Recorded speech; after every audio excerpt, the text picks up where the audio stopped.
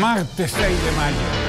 En el principio todo era oscuridad. No existía el tiempo, ni la forma, ni el hombre. Solo una voz resonando en el vacío. Hágase la luz. Así comienza uno de los textos más antiguos, sagrados y enigmáticos de la humanidad. El Génesis. Un relato que no solo habla del origen del mundo, sino también del alma humana, del despertar de la conciencia y del eterno conflicto entre el bien y el mal. ¿Qué secretos se ocultan en estas líneas milenarias? ¿Fue el Edén un paraíso perdido o un estado interior del que fuimos expulsados? ¿Y quién fue realmente la serpiente que tentó a Eva? Hoy prepárense para un viaje al origen de los misterios de la Biblia, el Génesis, junto al Dr. File, quien nos acompaña más adelante. Además, en Mujeres que hicieron historia, Blanche nos cuenta todo sobre Cleopatra, su vida, su historia y también el lado místico de este personaje que ciertamente dio un giro a la existencia de la humanidad. Bienvenida, Blanche. ¿Cómo estás? Pedrito, ¿cómo estás? Hazle un adelanto, por favor, a la gente de lo que viene. Así es. Vamos a ver la vida de Cleopatra. Vamos a ver las prácticas religiosas.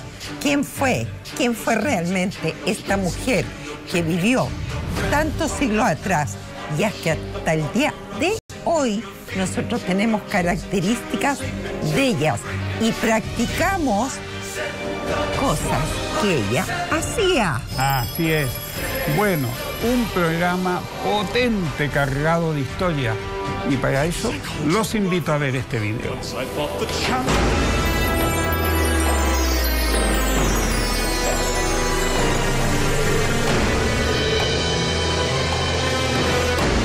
¿Sabías que Cleopatra tenía un truco secreto para influir en los grandes líderes de su tiempo? Utilizaba su voz como su arma más poderosa. Según textos antiguos, Cleopatra no solo conquistaba con su belleza, sino con una habilidad única. Hablaba más de 7 idiomas y tenía un tono de voz hipnótico. Se decía que su forma de hablar podía calmar a un enemigo o inspirar a un ejército entero. Su educación, que incluía filosofía, música y retórica, la hacía parecer casi divina frente a los demás. Pero aquí está lo curioso. Usaba este poder no solo en discursos políticos, sino también en encuentros privados, convenciendo a líderes como Julio César y Marco Antonio de que estaban frente a alguien fuera de este mundo. ¿Era su inteligencia o pura magia? Quizás ambos.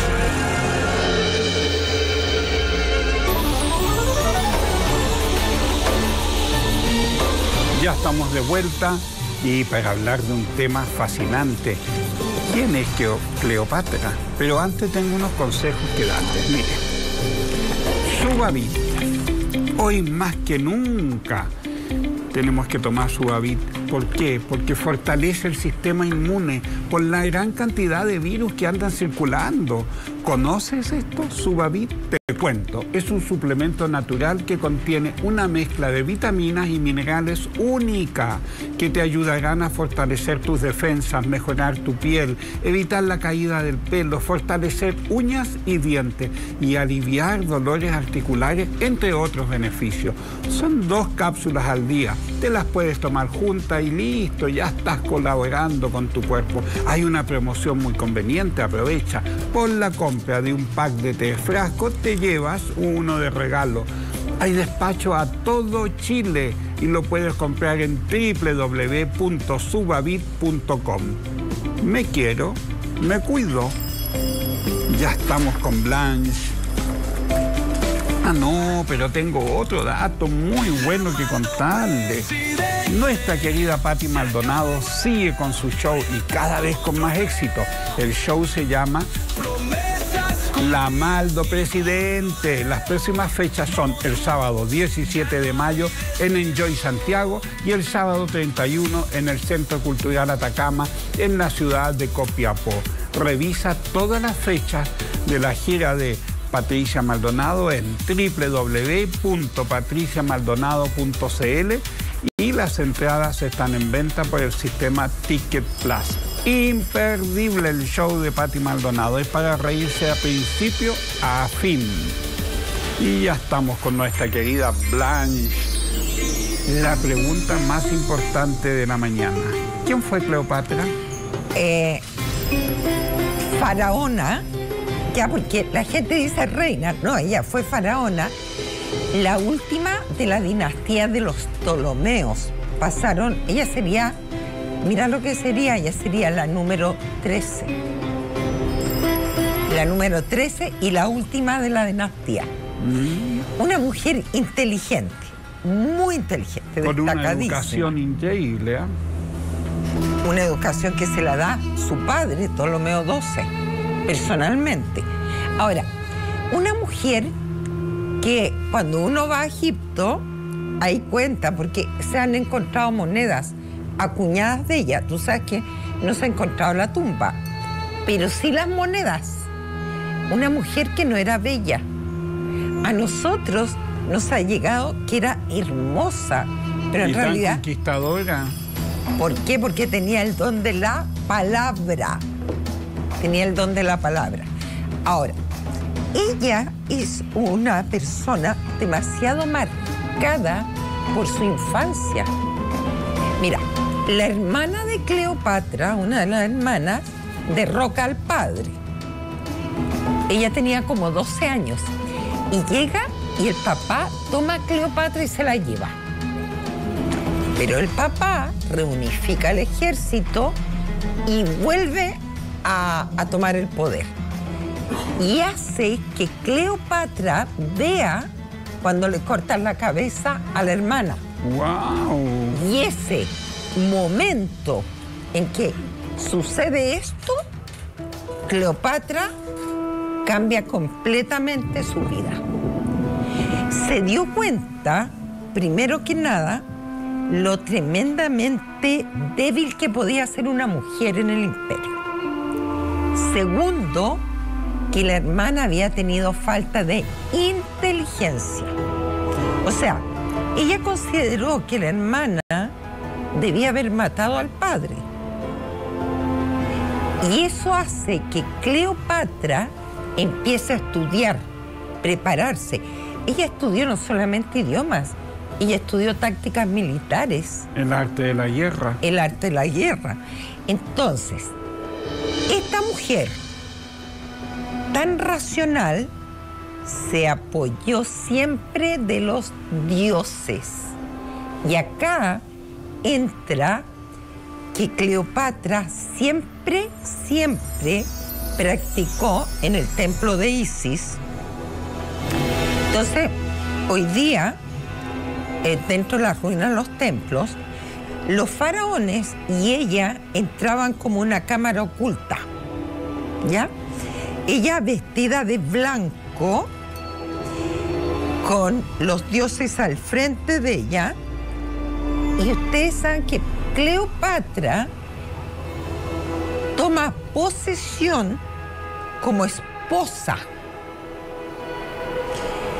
La práctica que ella hacía dentro de, digamos, de este cuarto era una práctica sexual con los dioses, estando segura que por lo que ella hizo iba a conquistar el imperio de Roma.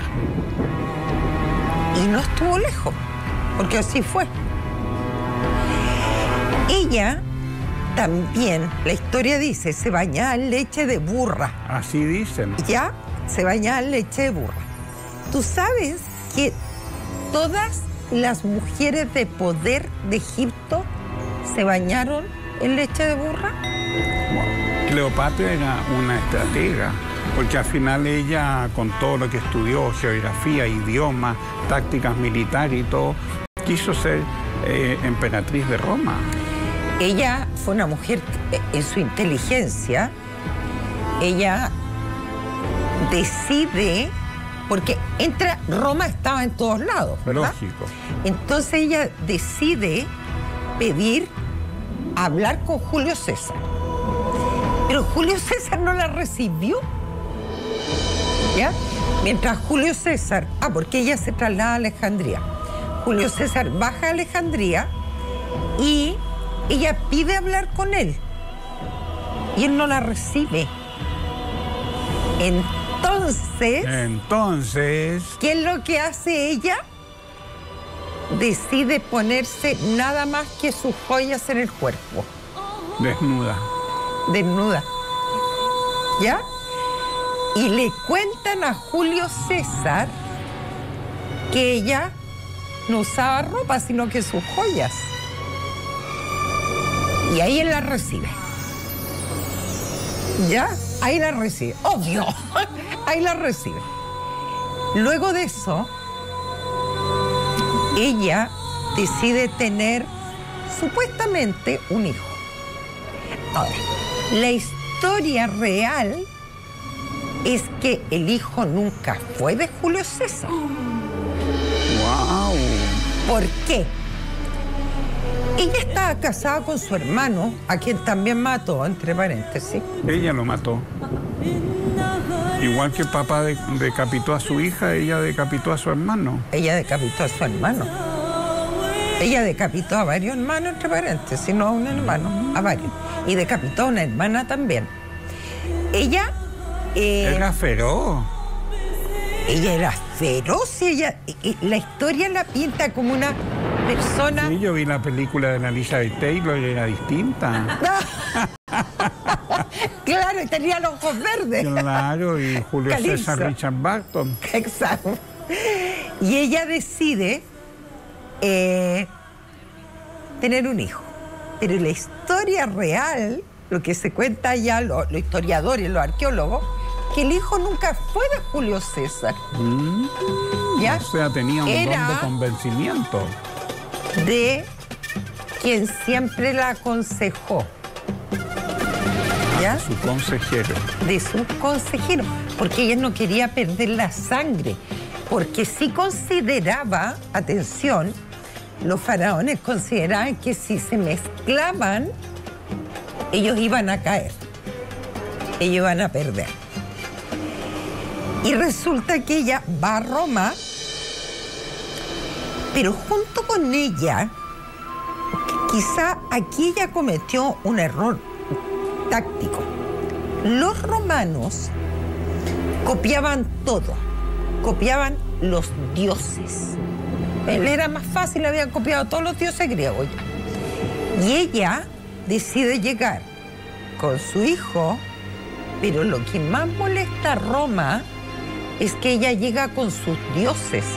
Entonces, en Roma la consideran una bruja. Wow. La bruja egipcia. Estrega. Y los asesores de Julio César dicen, momentito, ella lo hechizó. ¿Ya?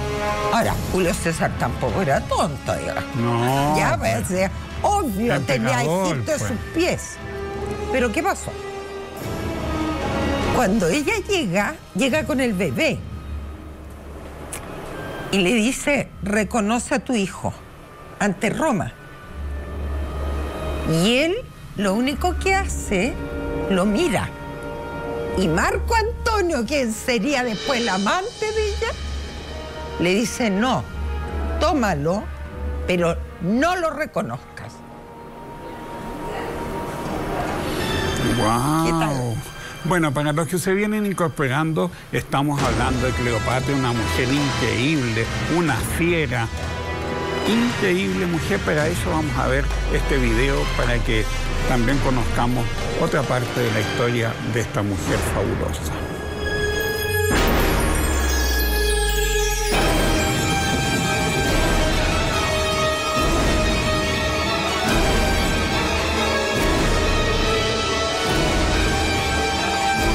¿Sabías que Cleopatra ascendió al trono a los 17 años y murió a los 39?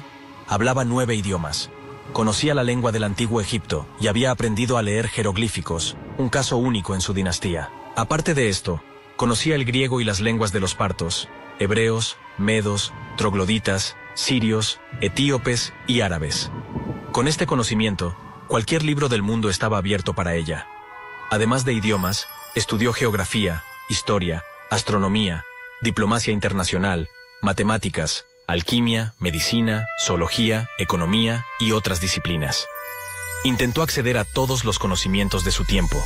Cleopatra pasó mucho tiempo en una especie de antiguo laboratorio. Escribió algunas obras relacionadas con las hierbas y la cosmética. Desafortunadamente, todos sus libros fueron destruidos en el incendio de la Gran Biblioteca de Alejandría, en el año 391, después de Cristo. El famoso físico Galeno estudió su trabajo y pudo transcribir algunas de las recetas ideadas por Cleopatra. Uno de estos remedios, que Galeno también recomendaba a sus pacientes, era una crema especial que podía ayudar a los hombres calvos a recuperar el cabello. Los libros de Cleopatra también incluían consejos de belleza, pero ninguno de ellos ha llegado hasta nosotros. La reina de Egipto también se interesó por la curación a base de hierbas, y gracias a su conocimiento de idiomas tuvo acceso a numerosos papiros que hoy se encuentran perdidos. Su influencia en las ciencias y la medicina fue bien conocida en los primeros siglos del cristianismo. Ella, sin duda, es una figura única en la historia de la humanidad.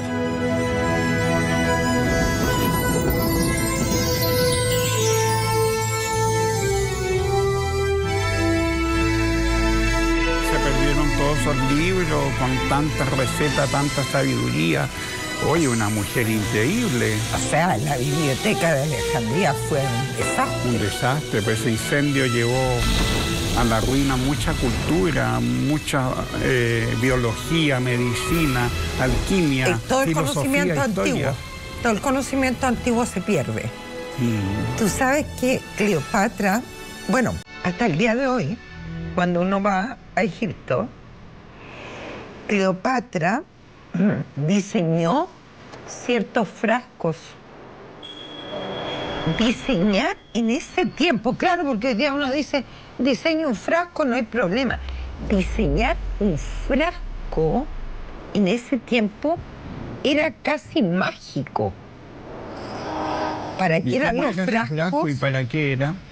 Ella diseña los frascos transparentes para sus perfumes. Para los perfumes. Para los perfumes de Cleopatra. Ella. ¿Cómo? Gran perfumista. Ella era gran perfumista.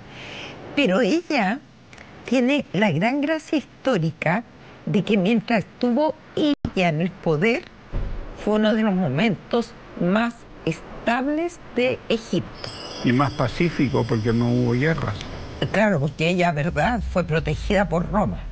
Ahora, si hay algo que la gente no sabe, Cleopatra era calva. Todas las dinastías Ptolomeos se cortaban el pelo como los faraones por los piojos. O sea, no era calva, se rapaba. Ella se rapaba, claro, pero se sacaba la peluca y era calva. ¿Ya? Y eso llamó la atención de Marco Antonio. ¿Le gustó que fuera calva? Le gustó, ¿ya? De hecho, hay un historiador que dice que Marco Antonio le pide delante de todas sus tropas que ella se saque su peluca, ¿ya? Y ella lo hace. Todos los demás debieron haber quedado horrorizados. Y ella quedó, y él quedó prendado. Ahí se enamora. Porque, en cierto modo, la influencia de Cleopatra hace que maten a Julio César. Ya Julio César tenía muy desordenado el imperio, pero la influencia de ella sobre él fue sumamente fuerte. Y en estas cosas de mujeres se mete la señora también de Julio César. Entonces, era preferible a que él estuviera muerto a que se fuera a tener otro heredero con Cleopatra. La verdadera historia por qué lo matan es porque Cleopatra, que estaba en Roma, dice que va a tener otro hijo. Y este va a nacer en Roma, ciudadano romano. Ahí el Senado dijo, no, hasta aquí llegamos. Porque si no va a continuar el reinado de él. Porque, ¿sabes qué? Los soldados vieron que Cleopatra se podía tomar el poder. Tomar Roma era impensable, pero ella era tan... Le tenía mucho miedo al ejército de Cleopatra. Pero si ella mataba, porque en la historia uno sale una Cleopatra súper bonita. Elizabeth Ella Taylor mataba a quien era su enemigo. Con venenos también. Ella usaba veneno, usaba la tortura, los hacía desaparecer, los enterraba en el desierto, ¿ya? Ella era bravísima. ¿Y las serpientes? Bueno, acá durante siglos se ha pensado, y sí puede ser, ella se enamora de Marco Antonio, ¿ya? Más que de Julio César. No, Julio César fue la conveniencia. Ya, fue un desliz. Exacto. No, era lo que la iba a llevar a Roma. Pero Julio César, pero Marco Antonio era un amor. Porque cuando uno ve, entre paréntesis, las estatuas de Marco Antonio que hay, Marco Antonio era regio. Yo no sé cómo esos hombres caminaban tanto. Y además tenían las musculaturas muy desarrolladas. Bueno, porque caminaban, pues. Claro, yo también camino oye, mucho. Sí, pero escúchame, ellos caminaban kilómetros y kilómetros, días de días. Entonces, claro, tenían un cuerpo maravilloso.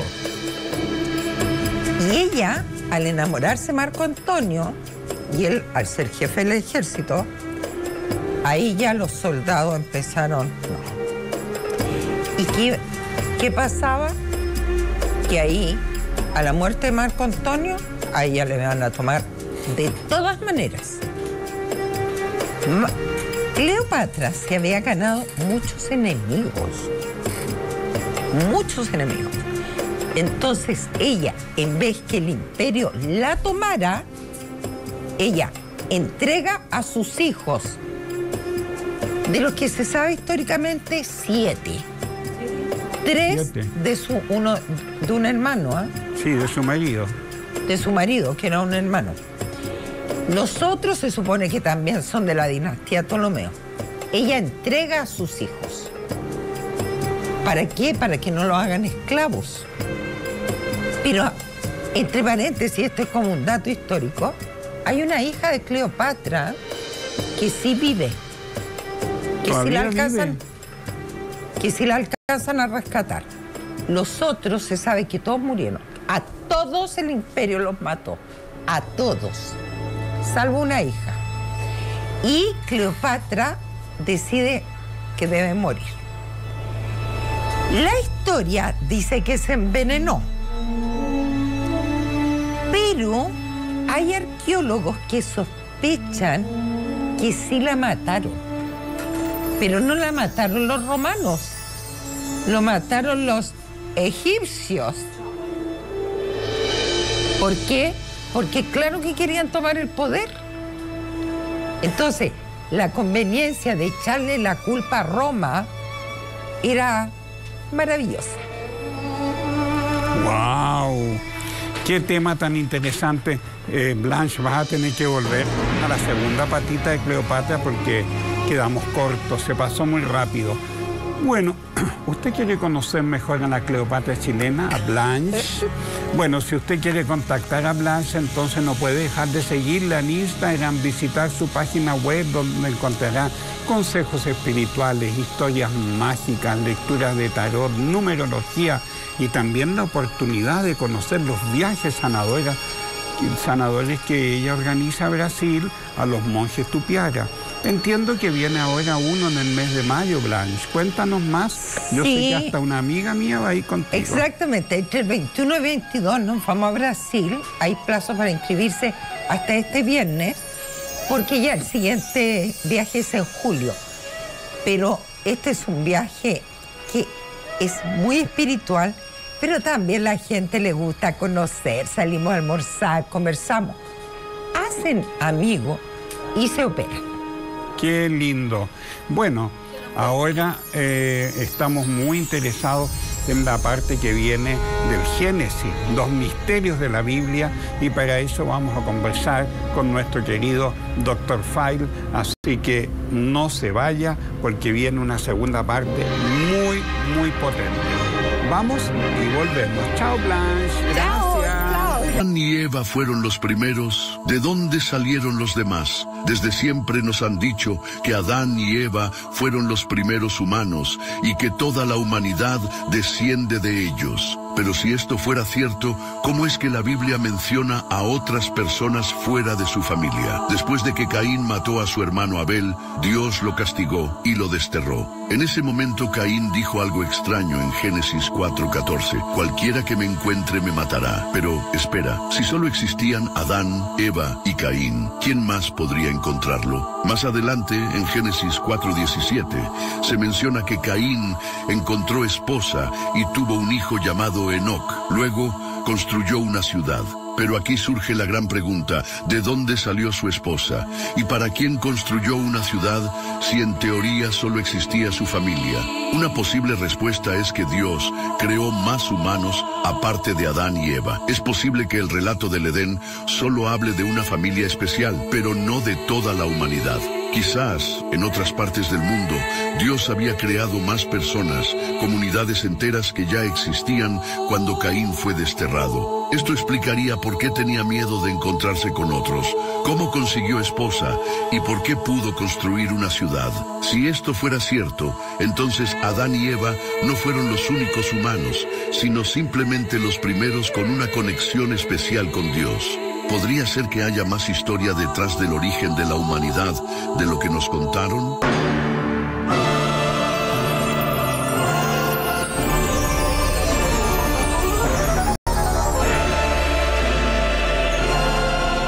Estamos aquí con el Dr. File con un tema que nos va a dar vuelta así para todos lados. Vamos a hablar sobre los misterios del Génesis.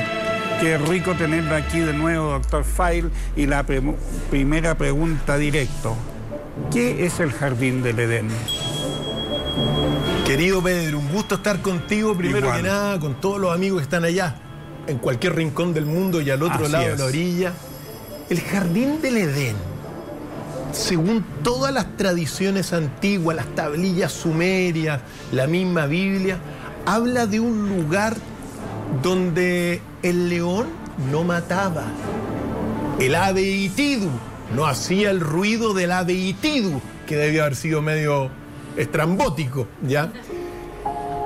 Así narra ciertamente las tablillas sumerias de donde se inspira todo Claro.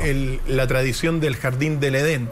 El jardín del Edén habría sido un lugar espectacular donde el creador de la tierra, del mundo, le habría entregado al primer hombre y a la primera mujer todo para el disfrute, ¿ya?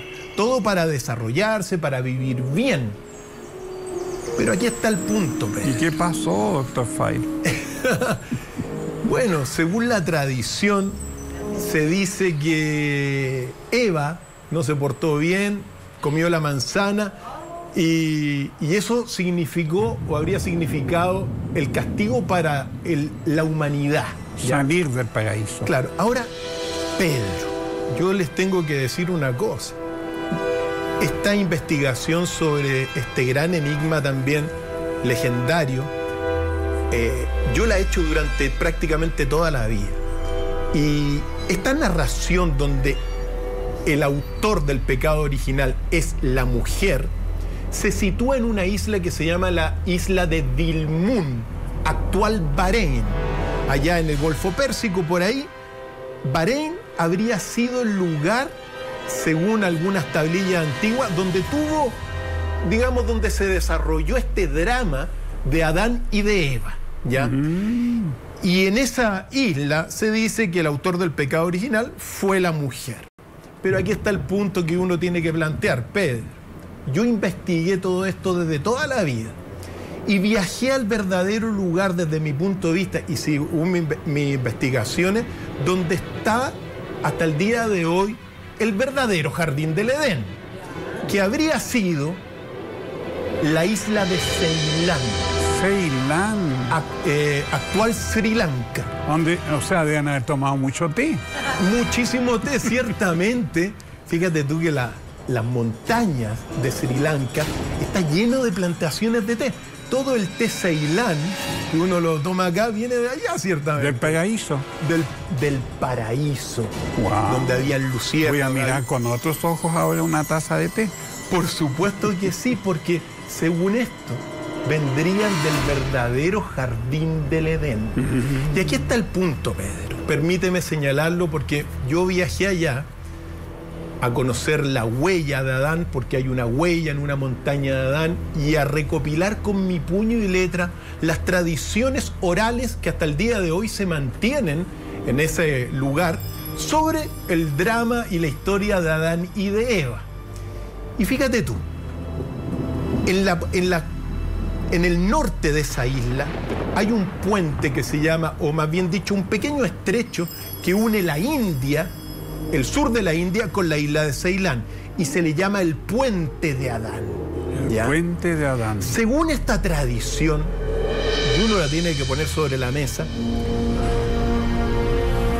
la divinidad le dio a Adán y Eva esta isla maravillosa para que sean felices. Pero les dijo que no abandonasen la isla y que cuando estuviesen preparados, él iba a ordenar que la abandonen. Pues Adán y Eva caminaron, se desarrollaron y llegaron en un momento dado al norte de la isla de Ceilán y vieron un pequeño puente que conectaba con el sur de la India. Y Adán llega y le dice a Eva, supuestamente, según esta tradición que recopilé con mi puño y letra, oye, vamos a ver qué hay allá. Y se veía un paraíso de árboles maravilloso al otro lado. Y Eva le dijo a Adán, no vayamos, porque el Señor nos prohibió abandonar la isla. ¿Ya? Y Adán le dice, bueno, y si nos dijo eso, volveremos. Vamos a ver, vamos a catar los productos que hay allá. Y si no, volvemos. Y volvemos. ¿Ya? Eva, trémula de pavor con este deseo de Adán, se monta en los hombros de Adán y comienzan a atravesar el objeto de los deseos de Adán. Y claro, todo lo que había al otro lado de la isla, según esta narración, era un espejismo suscitado por el príncipe de las tinieblas para que Adán y Eva desobedecieran. Pero aquí está el punto. Bajo esta narración, el autor del pecado original es el hombre, claro, y no la mujer. Fíjate tú. Y claro, llegan al otro lado, se da cuenta Adán de que fue un error lo que hizo. Todas las plantas que habían desaparecieron porque era un espejismo. Y fíjate tú que Eva eleva un ruego suplicándole a Dios que los perdone. Y es gracias al ruego de Eva que Dios les da una nueva oportunidad. Pero les dice, van a tener que trabajar, los hijos los vas a parir con dolor, la descendencia de ustedes me va a olvidar y se convertirán en malos, la humanidad. Pero enviaré al Cristo, dice la narración, que les llevará nuevamente la oportunidad de dulcificar los males. Y de terminar con el pecado original. Claro que sí. ¿Qué es el pecado original? El pecado original es ese. Cruzar el puente. Es cruzar el puente. Y hasta el día de hoy, si tú viajas a Sri Lanka, está el puente de Adán. Lo podemos ver también. Y hay una montaña donde está la huella de Adán, que quedó grabada en una piedra. Entonces, ¿por qué digo esto? Porque esta tradición original, que es lo que sucede, Pedro, yo sé que es controvertido y polémico, pero así son las investigaciones. Lógico. Esta tradición oral, que se mantiene hasta el día de hoy viva en la isla de Ceilán, claro, atraviesa hacia Mesopotamia, se traslada hacia Mesopotamia, y en un momento dado en esa fértil región, el genio bíblico toma esta tradición sobre el pecado original y la mantiene, pero hace un pequeño cambio, pues, Pedro. Y culpa a la mujer del pecado original. Porque eran tiempos patriarcales. Y machistas tremendos. Y machistas. Entonces, desde ese instante, la mujer pasa a ser sumamente maltratada por la cultura en general. De ahí viene, en gran medida, esta cosa que, acuérdense, en la Edad Media, las mujeres eran prácticamente brujas y se pintaban, si ocupaban cremas. Escoba. Si barrían con la escoba, las quemaban también. Claro que sí. Si cantaban o bailaban fuera de la iglesia, eran brujas. Si ocupaban ungüentos depilatorios, eran brujas. Se le asoció a la mujer precisamente con el mismo diablo. Y todo esto... Y todas las tentaciones en los cuadros de los santos, siempre las tentaciones son mujeres. Claro. Y todo esto a partir de una pequeña gran manipulación del genio bíblico, que fue culpar a la mujer del pecado original que en realidad lo había cometido el hombre. Por lo tanto, yo quiero decirle a todos los amigos, bajo mis investigaciones, bueno, el verdadero autor del pecado original es el hombre y no la mujer. Y si tenemos una oportunidad hoy día nosotros de seguir evolucionando y conociendo la verdad y avanzar en la humanidad, es gracias al ruego de la mujer para que perdonara a Adán. E incluso en esta narración recopilada con mi puño y letra durante mucho tiempo que estuve allá, Dios le dice: tú no has errado, Eva, porque yo te mandé a amar a Adán y tú cumpliste con amarlo y seguirlo y acompañarlo. Tú no eres culpable, sino que Adán es el culpable del pecado original. Así que es muy bueno, sobre todo en esta época, tú que manejas toda esta cosa de los oráculos y de los cambios de era, Pedro. Viene una época, la época de Acuario, donde la mujer también, ¿no verdad?, va a tener una mayor influencia. Se reivindica y viene a equilibrar también el machismo del hombre. Entonces parte, desde mi punto de vista, de estas revelaciones cósmicas, es bueno descubrir que en realidad la Iglesia tiene un gran trabajo doctrinal realmente en establecer la verdad de este Génesis. Cristian, yo sabía también de que Eva no fue la primera mujer de Adán. Antes estuvo Lilith, y Lilith se rebeló y dijo: yo no quiero estar debajo en el acto de amor, yo quiero estar arriba, y al final le resultó rebelde. Entonces, al final Lilith dijo: quédense con el paraíso, yo voy a vivir mi vida, porque no le gustó esta cosa machista. Y ahí apareció Eva, que justamente la hicieron de una costilla de Adán para que sea sumisa. ¿Es así? Bueno, eso es lo que yo he investigado. Lilith, sí, la narración de Lilith existe. Adán no habría tenido solamente a Eva, sino que también habría estado Lilith como una primera mujer de Adán. Que fue la primera feminista. Ciertamente. ¿Y qué es lo que pasa? Claro, nuevamente el genio bíblico la hicieron no parir de una mujer, sino que de una costilla. ¡Qué machista! Por eso mismo. Ahora bien, esto es muy importante también, porque esta narración es mucho más amplia, pero te dice también, hay una cosa muy importante: la creación del hombre es simultánea. Es decir, se crea al hombre, Adán, y también se crea a Eva, y no se saca de la costilla. No. Eso es muy importante. Otra cosa muy importante. En la Biblia, el nomoteta es el creador del lenguaje. Es Adán. Adán es el que le pone el nombre a las cosas, reconociendo la esencia de las cosas. Porque a un árbol le pone árbol, ¿te das cuenta? El lenguaje, crearon el lenguaje. Entonces, en la Biblia, el creador del lenguaje es Adán. Pero en la tradición original es muy hermoso, porque la primera palabra que emite Adán es Eva. Y Eva le responde simultáneamente a Adán. En consecuencia, los creadores del lenguaje, en esta tradición que yo les estoy narrando, no es Adán nomás, es Adán y Eva. Los dos son creadores del lenguaje. Para mí es fundamental esto, porque son las investigaciones, los resultados que uno ha hecho durante toda la vida, y es darse cuenta que en realidad, nuevamente, Adán no es solo el creador del lenguaje, sino que Eva también es la creadora del lenguaje. de alguna forma te genera... Esto son investigaciones de estos tiempos, La Pedro. energía femenina y masculina. Por supuesto que Claro sí. que sí. Y hay otra cosa muy hermosa también que al principio, claro, la divinidad, la fuente divina crea a Adán y a Eva y los manda a amarse, pues. ¿ya? Claro.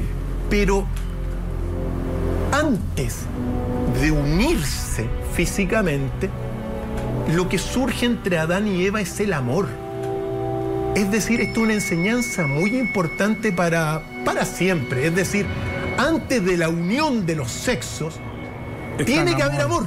Claro. Y si no, lo dice en esta narración Dios, si no hay amor antes de la unión de los sexos, todo es una perversión. Es decir, no puede haber unión física si no está precedida por el amor. Eso es otra enseñanza muy importante para estos tiempos donde muchas personas jóvenes se juntan con una niña o qué sé yo y después hacen sus cosas y después le preguntan, oye, ¿cómo te llamáis? No. Primero tiene que estar el amor y el amor tiene que preceder a la unión de los sexos y de ahí viene también el creador del lenguaje y la creadora del lenguaje, donde en esta tradición es precisamente Adán y Eva. Yo una vez leí un libro precioso que se llama El alfabeto contra la diosa, que dice que un tiempo también Adán y Eva no tenían lenguaje, sino que se conectaban a través de los ojos, de energías, y que el lenguaje finalmente nos vino como a cortar las alas, porque una vez que llegaron las letras y el lenguaje nos fuimos poniendo más rudo, más duro. En cambio antes teníamos que hacer mucha acción para comunicarnos, danza, mirada, expresión con las manos, y eso se fue terminando cuando llegó el lenguaje. Por eso el alfabeto, en contra de todas nuestras facultades creativas, artísticas, maravillosas, también fue una cosa patriarcal que nos jugó en contra. Completamente de acuerdo, Pedro. Acuérdate que en el origen de la humanidad, lo que siempre prevaleció fue la transmisión oral de las cosas, no el escrito. Eso. Acuérdate, ayer conversábamos sobre las momias de Nazca que quizás tuvieron, digamos, una potencia telepática. Que tenían esta cosita aquí que no sabíamos cómo se conectaban. Por supuesto que sí, entonces es verdad. Es decir, la humanidad desde algún aspecto se ha ido degradando con el lenguaje escrito y pensamos que el lenguaje son las cosas y eso es un error. Si yo pongo aquí la palabra flor, 4 letras y unidad la flor, pero 4 letras, es decir, el lenguaje escrito no es una flor. Una flor. Entonces, ahí está una de las cosas. Es posible que se hayan comunicado de otra forma. Claro, mucho más creativa, más profunda, más del alma. Más del alma. Acuérdate también que lo que es, y tú lo sabes, el desarrollo del aura, el desarrollo del doble cuerpo. Claro. A mí me ha tocado estar con unos monjes budistas increíbles, Pedro, donde su meditación lo lleva a tener un doble cuerpo que tú te acercas y de alguna forma te leen sin siquiera tú hablarle. Ya te conocen de alguna forma. Te hacen un escáner. Efectivamente. Y eso solamente hay que experimentarlo. Es muy posible que Adán y de Eva hayan podido, bajo esta, narración legendaria, poder haber tenido un poder mucho más allá del que nosotros podemos imaginar. Sí, por lo tanto, es así. También hay un símbolo que es decidaimónico, que representa a Dios y al mal, que es la serpiente, porque los primeros cristianos representaron a Cristo como una serpiente en la cruz. Sin embargo, en el paraíso la serpiente fue la que indujo a la tentación. ¿Qué piensas tú de ese símbolo decidaimónico? Sí, ese símbolo corresponde, o sea, el atribuirle factores negativos a la serpiente es propiamente tal introducido por el genio bíblico de Occidente. Claro. Porque recuerda, querido Pedro y amigos también, que Naga es serpiente. Claro. Y todos los grandes serpiente dioses... Nagash, que era llena de vida. Sí, pues. Entonces, la Naga, la serpiente en el Oriente, es símbolo de sabiduría. ¿Te das cuenta? Y también está el templo de Esculapio, donde la gente se iba a sanar con la mordedura de la serpiente y la usan los médicos, los dentistas como símbolo de sanación. Por eso mismo, Pedro. Entonces, claro, tú vas al oriente y los grandes dioses están rodeados de serpientes, Sí, porque pues. significan Naga. sabiduría. Ahí viene la interpretación también. En la Biblia, de alguna forma, este genio bíblico manipula estos conceptos para asociar a la serpiente, símbolo del oriente, con algo negativo para desarrollar Occidente, al fin y al Claro, cabo. y al final para que no te usen el puente para la India, Claro para que sí. digan allá no. Claro que sí. Pero en el fondo, uno que conoce al menos estas culturas, a mí no me gusta asociar a la serpiente tampoco. con el mal ni con la maldad, No. por estos factores, porque significan la sabiduría del oriente. La sanación, incluso la divinidad, porque como Por te su- digo, los primeros cristianos representaban a Cristo con una serpiente en la cruz. Por supuesto que sí. Ahora, claro, lo asocian, el genio bíblico asocia a la serpiente con el mal, claro, para quizá este hombre que no tenga sabiduría, ¿te das cuenta? Mira qué bien. Y Adán y Eva se rebelan, quieren sabiduría. Y ahí también está el árbol del conocimiento del bien y del mal. bien y ¿Qué del nos mal. puedes decir eso, Cristian? Todo esto que, claro, nos remonta a la tradición cristiana católica, bueno, tiene un simbolismo. Tiene el simbolismo de, primero, claro, es el árbol del conocimiento del bien y del mal, del cual tú no puedes, supuestamente, probar la manzana, ¿ya? Entonces, ¿qué te queda? Solo creer y obedecer a este Dios del cristianismo. Sin embargo, la serpiente de alguna forma le da el conocimiento del bien y el mal y Dios se enoja.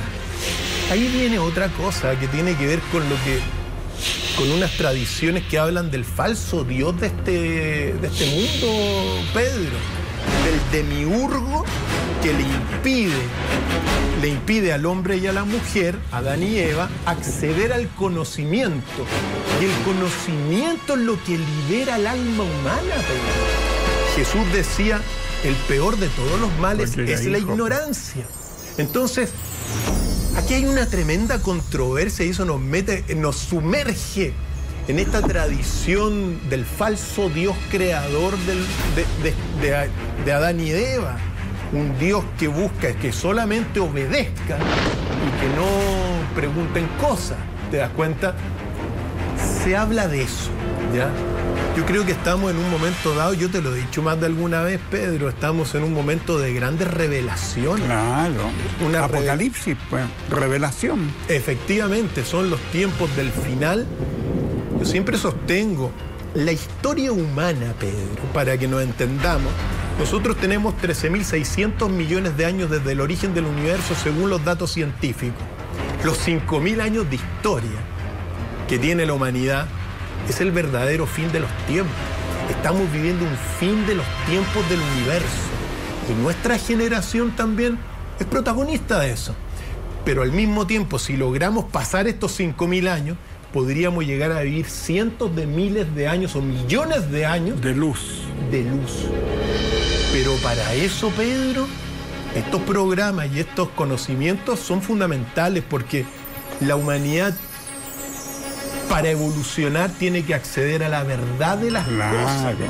Y parte de la verdad es, bueno, yo le hago la pregunta a los amigos, ¿quién es el culpable?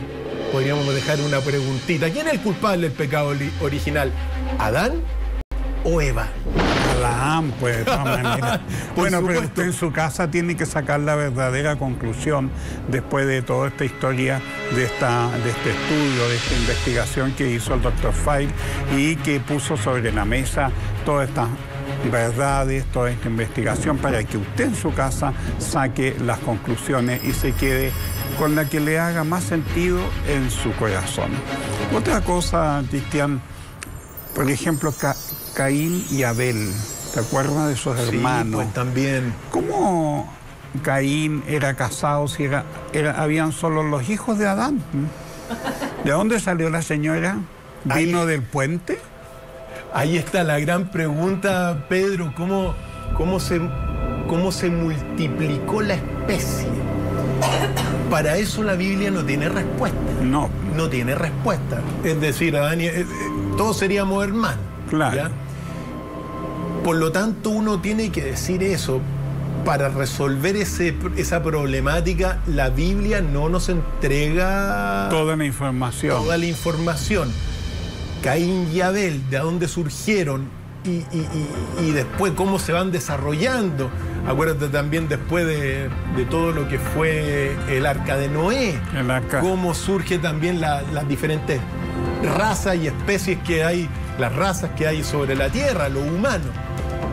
Uno tiende a, cuando uno se sitúa desde el punto de vista de la ciencia, uno puede ver que la humanidad se desarrolló, o sea, la vida surge en la Tierra, se propaga en la Tierra.